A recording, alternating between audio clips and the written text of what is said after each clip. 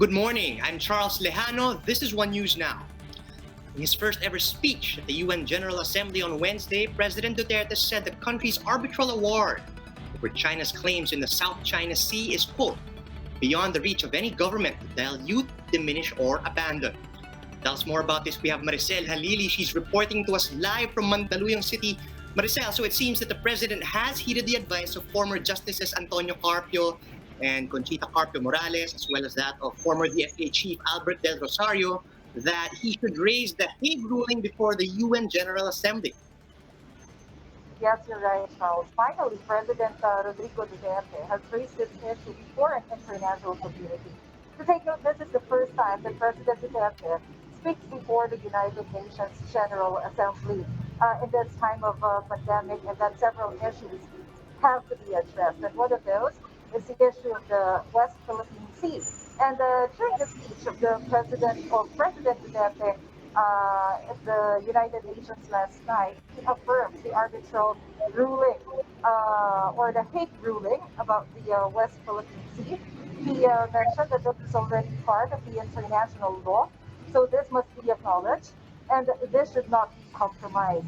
He also mentioned that he rejects, or the government is rejecting any efforts to undermine this ruling.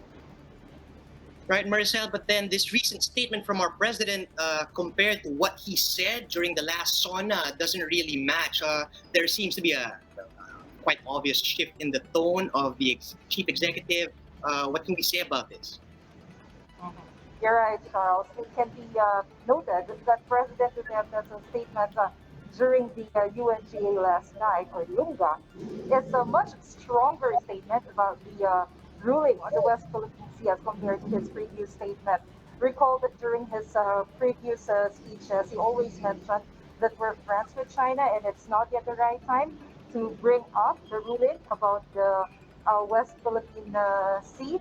They also keep on mentioning that we're trying a parallel approach wherein, aside from pushing the issue on the West Philippine Sea, we're still trying to be friends with China so that we can benefit from them economically. But this time, the president decided to mention it before the international community.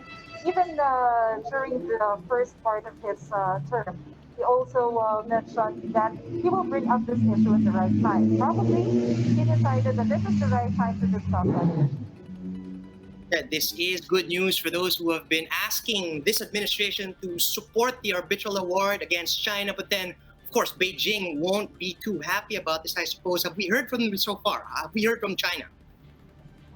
So far, Charles, we haven't heard any statement coming from China after the president gave us a statement at the UN General Assembly last night.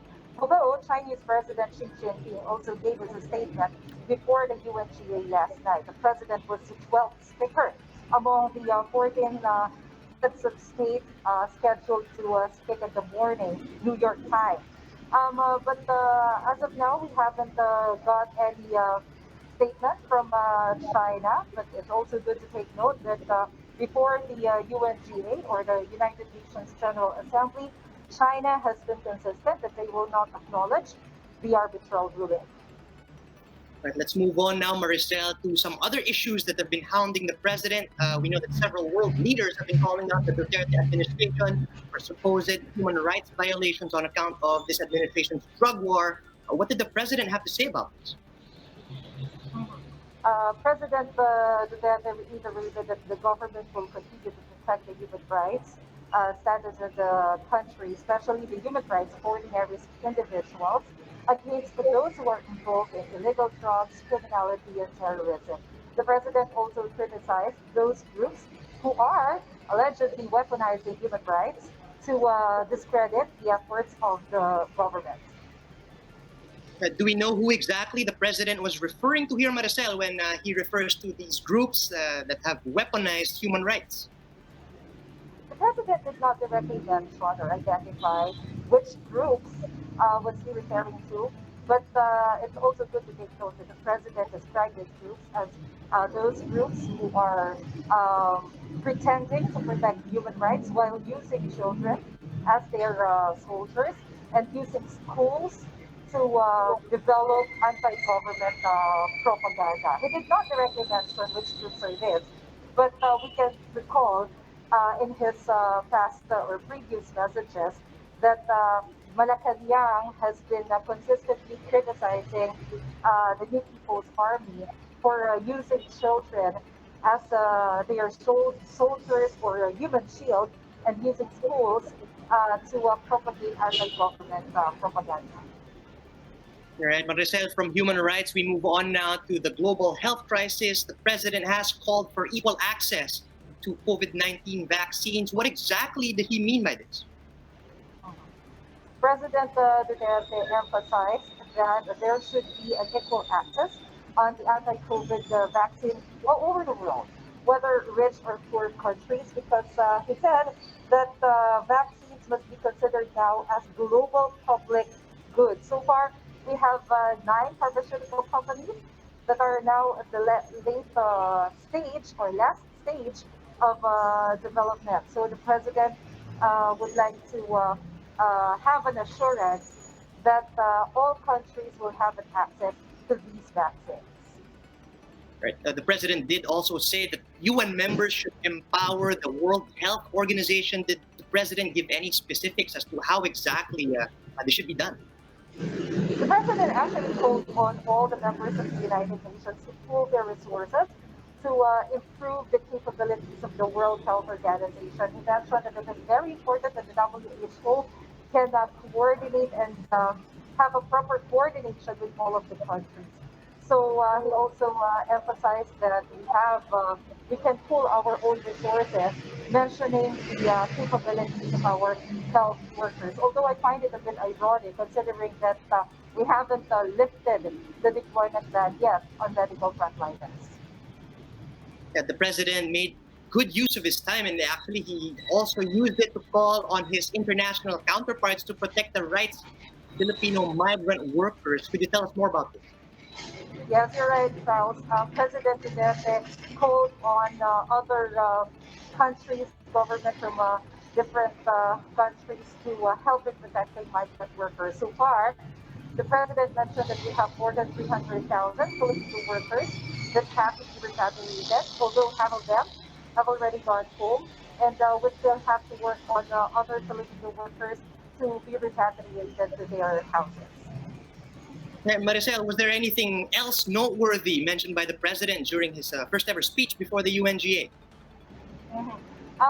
About the COVID-19, President Duterte mentioned that the United Nations must review or reform some of their policies and assess whether the UN is still faithful to its principles, especially now that we are facing the pandemic. And he also called on different countries not to intensify the tension, especially now that there are some geopolitical issues that have to be resolved, including the Korean Peninsula. All right, thanks for that. That was Maricel Halili reporting live from Mandaluyong. Several congressmen are doubtful that the change in House Speakership will push through in October, despite the term sharing deal that the president himself had brokered. Speaking of the chiefs, House Minority Leader Benny Abante said he personally believes that the gentleman's agreement between incumbent Speaker Alan Peter Cayetano and Representative Lord Alan Velasco should be honored. But he also said lawmakers are free to support the leader they want. Right now, Abante says Cayetano enjoys the confidence of the majority of the chamber. He reminds the public that any change in leadership in the lower house would have to go through a majority vote, regardless of the so-called term-sharing deal. House Deputy Speaker El Rey Villafuerte concurred, saying Velasco has already lost the speakership by default because of his lackluster support and lack of action as a congressman. He claims that Velasco has mostly been absent for the biggest developments in the lower chamber, such as when they debated over the anti-terror bill, the ABS-CBN franchise, and both iterations of the Bayanihan law. Villafuerte went on to say that it will be a great disservice to the country if Speaker Cayetano will be replaced, despite the support of his colleagues and in the middle of a pandemic at that. Sana, alalahanin na lang ng ibang congressman natin na mayroong political ambition. This is pandemic. And therefore, Kalimutan muna yung mga political squabblings. Any change in leadership, you need the vote. It's harder status to quo. make a change. It's if you're the incumbent speaker, it's harder for anyone to oust you because you need a majority vote. The Interagency Council for Traffic is cracking down on colorum vehicles and those that don't enforce social distancing among passengers. To tell us how their operations are going, we have Justine Punsalang. She's reporting to us live. Morning from Parañaque City. Justine, good morning. Has the IATC apprehended any drivers or operators? Yes, Charles, the LTFRB has already impounded 6 vehicles this morning and launched yet another operation against colorum vehicles. 3 of which were private vans. One was a UV Express, while the other 2 were buses that do not have proper documentation. According to IAC Deputy Commander Bonifacio Guerrero, today's operation stemmed from the operation they conducted last week, which resulted in the impounding of 3 buses from Cavite. He explained that provincial buses are no longer allowed to enter Ross Boulevard from Cavite. Instead, they were supposed to load and unload passengers at the PITX terminal. Since 6 in the morning today, IAC and LTFRB enforcers have been flagging down buses and vans to make sure that they are following the guidelines. Shuttle service drivers are required to present their contract of lease and implement social distancing inside vehicles. One shuttle service bearing the logo of Pag-ibig was actually flagged down. Guerrero explained that this was necessary to ensure that the shuttle service indeed was for Pag-ibig employees. He said that there are times that vehicles only display government agency logos to avoid apprehension. After the verification, the Pag-ibig shuttle service was allowed to proceed with its trip. For violators, passengers will be ferried to their destinations by trucks of the Philippine Coast Guard, while the vehicle itself will be brought to the impounding facility of the LTFRB. Both the driver and the company will be charged for violation of DOTR Joint Administrative Order 2014-01. Meanwhile, there was also one bus that was found to be violating social distancing protocols. The driver was given a traffic ticket but was later on allowed to continue on with their destination.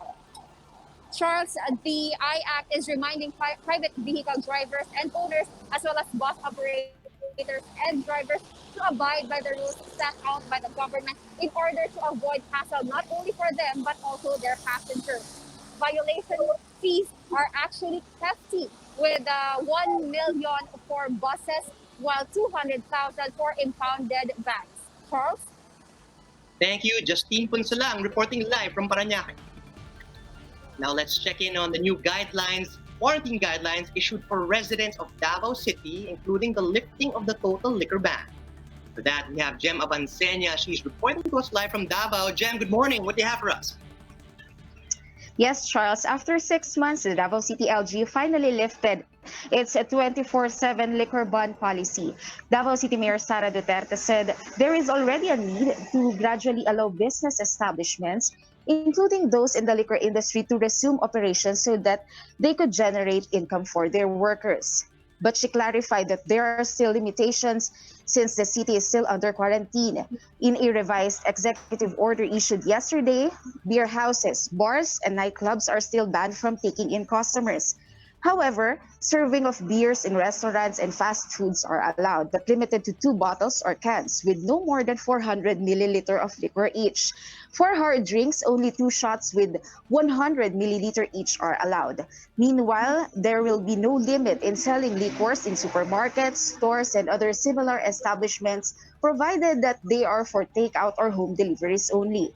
Sari-sari stores could sell liquor but are prohibited to serve within their premises. Last night, we checked Matina Town Square, which is one of the known hangout places here in Davao City, and we noticed that most of the establishments there are still closed. But when we went inside a grocery store, we noticed some Davaoenos who bought a lot of beers and hard drinks. Charles, authorities pointed out that the city ordinance on liquor ban from 1 a.m. to 8 a.m. is still in effect. They also reminded the public to drink moderately, as too much liquor may affect one's immune system. Charles? Indeed. Thank you, Jem Abansenya, reporting live from Davao City. For more updates, visit News 5, the Philippine Star and Business World online. You can also check out our website, onenews.ph, for in-depth analysis. And you can catch One News on the Signal Play app. Just register for a free account at www.signalplay.com so you can stream One News live anytime and anywhere. I'm Charles Lejano. We are One News.